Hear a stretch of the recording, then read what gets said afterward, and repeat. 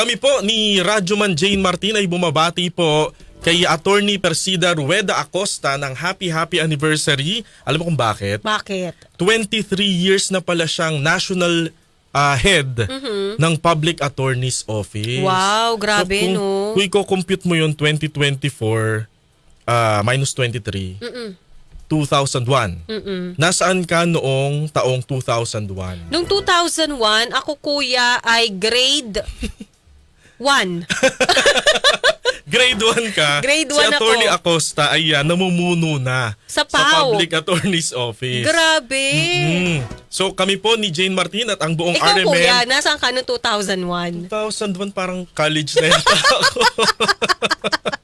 Seryoso, college, college ka na ako nun. noong 2001. Parang Oo. first year college na yata ako noon. Oo. Tapos ang naalala ko nung ako ay production assistant pa at guest coordinator, si Attorney Acosta, very accommodating pag nag-request ng panayam sa radyo, sa telebisyon. Talagang kahit ano oras, Oo. kahit 5:30 ng madaling araw, gigising para magpaunlak sa panayam. Kaya Yes. kami po sa buong RMN Networks, sa DZXL News 558, ay bumabati po ng happy anniversary kay attorney/doctor/secretary Persida Rueda Acosta. Ayun, happy po, ma'am. anniversary, 23 years na nagseserbisyo sa Public Attorney's Office. Ayan, happy anniversary po.